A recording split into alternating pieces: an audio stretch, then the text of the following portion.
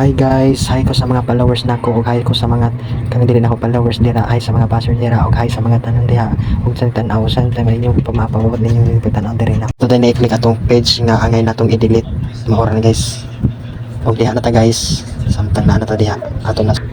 Ano na ulit siya guys, imo siyang i-click ang kuan guys profile guys. Nya. Man, adto ka sa settings guys, settings privacy. Settings privacy guys, nya scroll ka pa dong ubos guys, scroll ba pitaw nimo ang settings nya scroll yun ka pa dong ubos guys, padong ubos dili na mao guys, ayaw na pisnik na scroll guys usay malimtan mo gid guys ano nang ka kuan na naglibog ka dra pero ako gigisabot og maayo guys, pasensya kayo.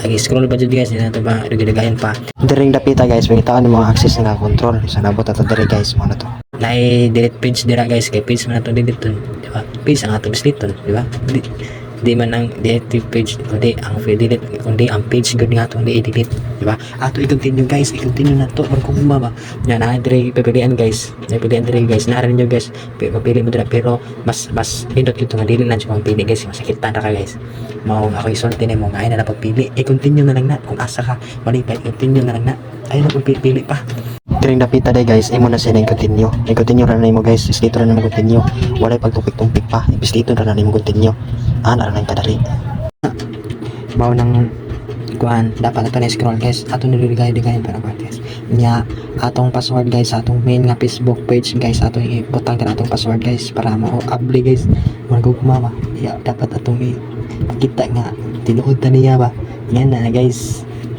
atong ibutang dira ang atong Facebook guys na password naman continue na to guys.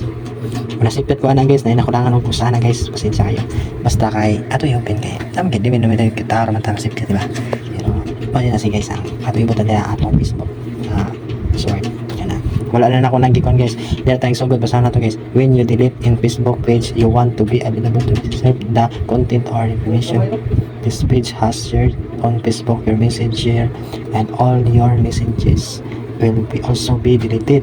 So dito ko na ang video, ang mga picture ng page na to. The following on the page will be deleted you and will be shown to Gerald Yukons. 13 days be going in the Gerald tayo and going to account settings. Ano pa nagamit siya sa ato ang page, sa atong Facebook account. Ito do ay delete na to na dira. So ito na itong delete. Ano to? Na-delete na guys. Switch na ako Facebook na ko. Tinuod na profile. Wala na ko rin gano'n page, dali na ko sa akong kuhan ato tanahon guys, wala na galit wala na itong page guys, so atong tanahon yun session yun nato kung napapad yun di ba, wala na si nga na guys o nasa ko yung yun tangan nyo guys yung tama atong i-follow na atong Facebook guys, so sa'yo nakatabang ko rin nyo guys o comment, pero sorry kung video okay guys na dili kay kong tantong mga kay matapid sa Facebook, pero makarag ito kung sa inyo guys yung nakatabang. Thank you for watching.